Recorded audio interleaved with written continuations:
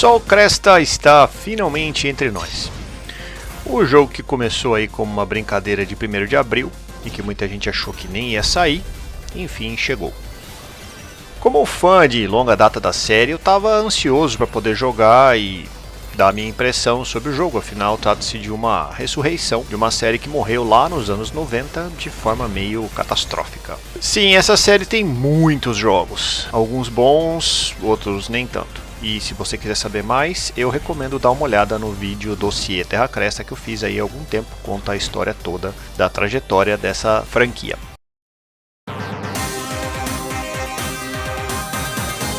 Sol Cresta é um jogo que desperta curiosidade em vários sentidos. Além de ser a volta de uma das séries mais clássicas dos shmups dos anos 80, ele é o primeiro título da franquia feito pela Platinum Games, empresa que adquiriu os direitos da propriedade intelectual da Nichibutsu, a criadora da série. O jogo foi desenvolvido em parceria com a Hamster, que tem tradição em fazer shmups para as máquinas modernas. Eles fazem adaptações, basicamente. Também é o primeiro shmup que leva o nome de Hideki Kamiya, que trabalhou em jogos como Devil May Cry, Resident Evil 2 e Bayonetta. E será que Sol Cresta deu certo, com seu desenvolvimento tendo se dado por toda essa mistura de personagens? Bom, é disso que nós vamos falar hoje. Mas antes de começar, eu peço que se você gosta do conteúdo, deixe o seu like e se inscreva no canal para o YouTube não tirar a gente da sua vida, valeu?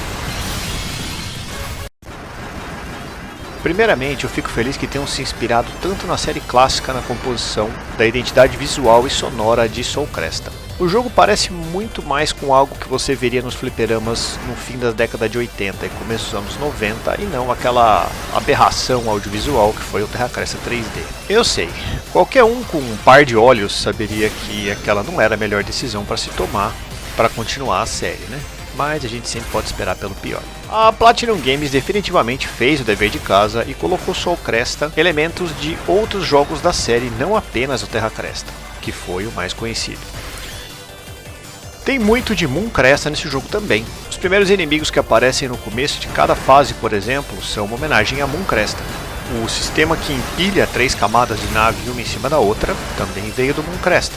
Há diversos inimigos, fases e músicas que remetem imediatamente a outros jogos da série Terra Cresta, ou seja, no quesito pesquisa, ponto para Platinum Games. A mecânica do jogo foi toda redesenhada e não se parece nada com o que você já viu nos jogos anteriores, para bem e para mal. Existem diversas mecânicas novas, tantas que vale a pena parar esse vídeo e ver antes de você tentar jogar, caso você tenha comprado o jogo, porque vai levar um bom tempo para entender tudo que você pode fazer nesse jogo.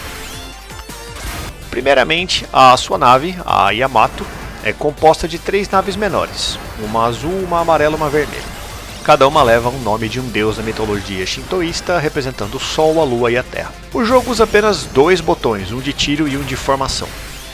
Quando o jogador aperta o botão de formação, o tempo meio que desacelera e as naves se desconectam. E você pode mudar a ordem de empilhamento delas ou desenhar uma formação na tela que vai acionar uma arma especial.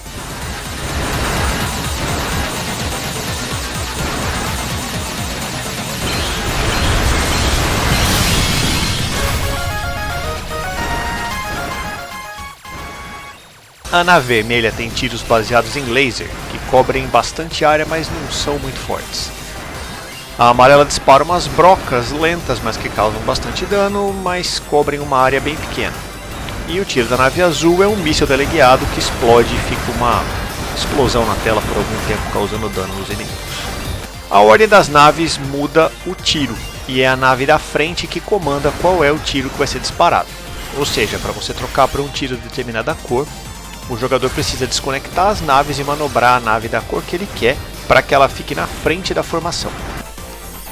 A cor dominante controla a arma principal da sua nave, o tiro especial, que é ativado segurando um botão de disparo por algum tempo, e é uma versão mais poderosa do tiro normal.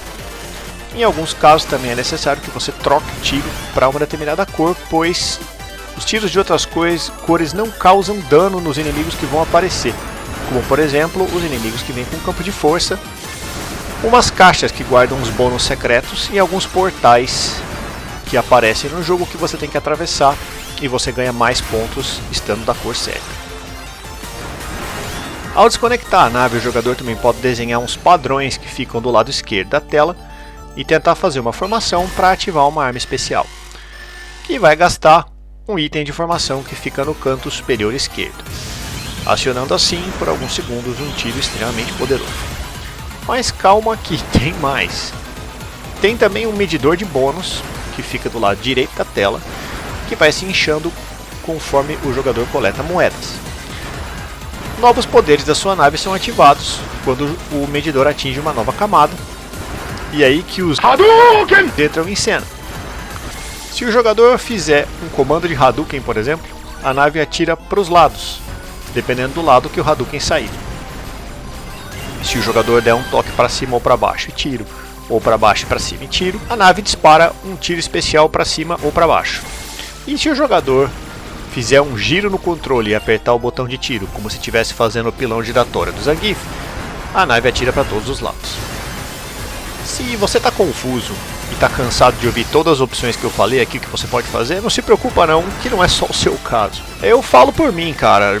Nós, jogadores de shmups, não estamos acostumados com essa variedade de opções assim. São muitas ferramentas, muitas coisas para fazer. E para complementar, nem todas elas foram assim muito bem implementadas não. Eu joguei o jogo por algumas horas, e se eu te dissesse que eu entendi que eu dominei tudo que o sistema do Soul Cresta oferece, eu estaria mentindo para você. A mecânica de desconectar e enfileirar as navinhas é bastante desajeitada, e ela causa uma quebra no ritmo do jogo que me tira do transe que eu entro quando eu estou jogando um shmup. Se ela funcionasse direito, se fosse um pouco mais automática, sei lá, isso aí não ia acontecer. Mas da forma como está implementada, ela é um problema sim. Eu acredito que existe uma curva de aprendizado e que em algum tempo eu consiga desenvolver um método para superar essa dificuldade. Mas não se trata de um comando que nesse momento não está muito polido não. Aliás, por falar em confusão, desinformação e falta de transparência, fica aqui a minha bronca não só para Platinum Games, mas para qualquer um que esteja desenvolvendo ou vá desenvolver um jogo no futuro. Vamos lá. Quando o seu cliente compra o seu jogo, ele tem o direito de entender as regras do jogo, certo? E é claro que gente como eu e muitos dos que assistem aqui o canal jogaram jogos no passado sem nunca ver a cara do manual. Mas convenhamos que essa fase das nossas vidas passou e agora a gente prefere informação dada às claras, né? Os jogos de hoje em dia nem sequer vêm com manual na caixinha mais, mas sei lá, dá um jeito de colocar essa informação num tutorial do jogo, ou dentro do jogo, ou num site, ou então faz o favor de implementar as coisas de forma que ninguém precise de um manual. Afinal, se a proposta do seu jogo não é ser um Dark Souls, onde a diversão do jogador é ficar explorando as coisas no escuro sem entender no seu shmup, cara, ninguém vai se divertir fazendo isso.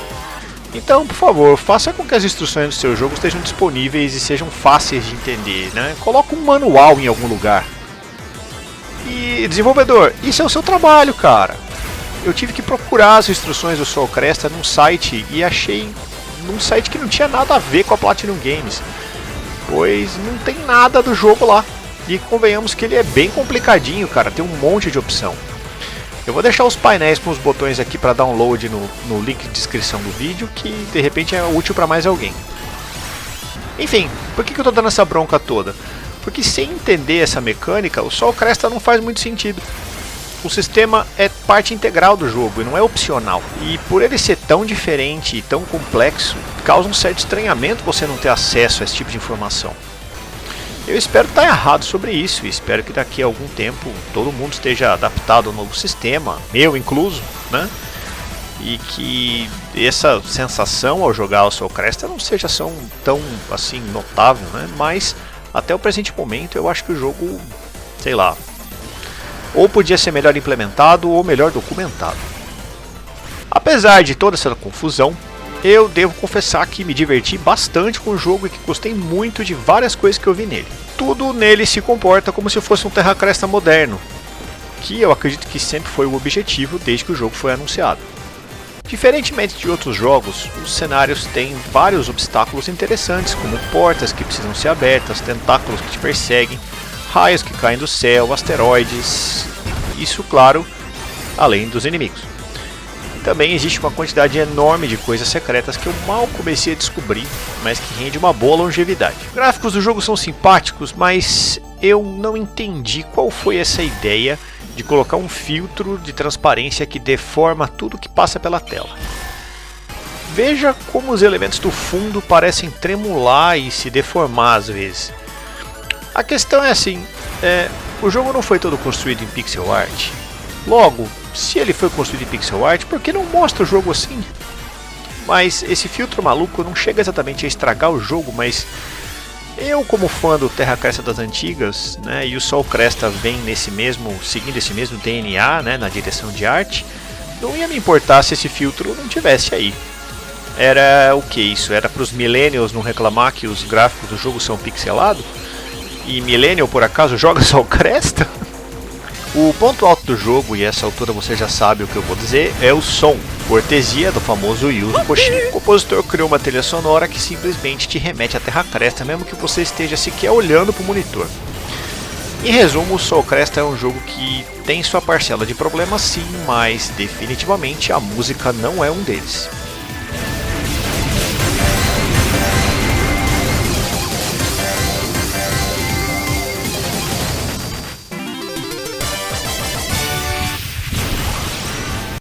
O destaque na parte musical é a fase da Terra, que toca uma versão moderna da música original do Terra Cresta, e eu simplesmente surtei quando eu vi isso.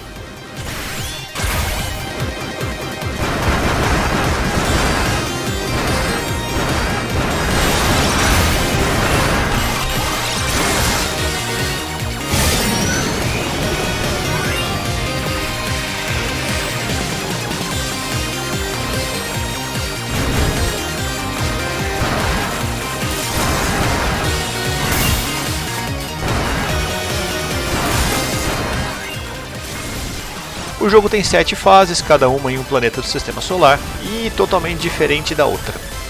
O level design é muito bom, sem ser muito punitivo e nem apelar para o estilo bullet hell, que nunca foi a proposta.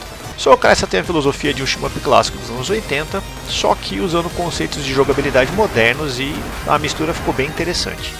As fases são bem longas, o que sinceramente eu não achei ruim, porque você tem uma música sensacional para curtir enquanto está jogando, então a experiência não fica nem um pouco cansativa. Até porque o jogo é muito mais calmo, muito menos intenso do que os shmups modernos. Os dois modos de jogo são o Arcade e o Dramatic.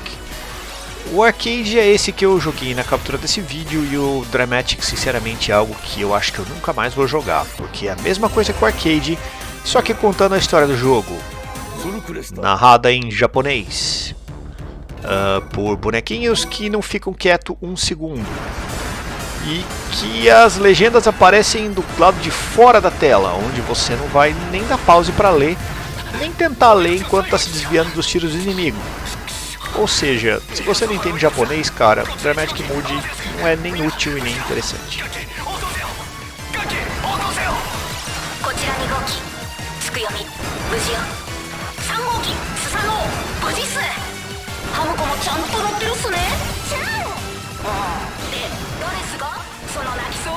Mas vamos lá, e eu gostei do Soul Cresta? Olha, sinceramente sim, apesar de todas as esquisitices, sim, gostei. É o shmup mais diferentão e ambicioso que eu já joguei nos últimos tempos, no sentido de querer ser algo totalmente novo e diferente. E que pagou um preço alto por isso, pois eu ainda não consigo dominar a mecânica, além do fato de ter precisado revirar a internet para achar um manual. Eu gostei do estilo gráfico, apesar da transparência que borra tudo, a música é sensacional, o level design é muito bacana e tem um monte de segredos espalhados. Algumas coisas me deixaram realmente desapontado, como essa implementação esquisita dos controles e o fato de que alguns assets foram reaproveitados e repetidos sem necessidade alguma. O que eu achei um pouco de preguiça dos desenvolvedores, né? Como bosses que se repetem em fases diferentes. Vamos lá, Platinum Games, vocês estão cobrando um bom dinheiro por esse jogo, eu esperava mais de vocês. Tem jogo brasileiro que saiu por uma fração do preço recentemente, eu não vou falar qual é, feito por gente que nunca tinha lançado nada e não repete o boss em toda a fase, né? Como já mencionado, eu espero que daqui a algum tempo essa dificuldade de entender com a curva de aprendizado já tenha passado e eu possa me divertir mais com Soul Cresta.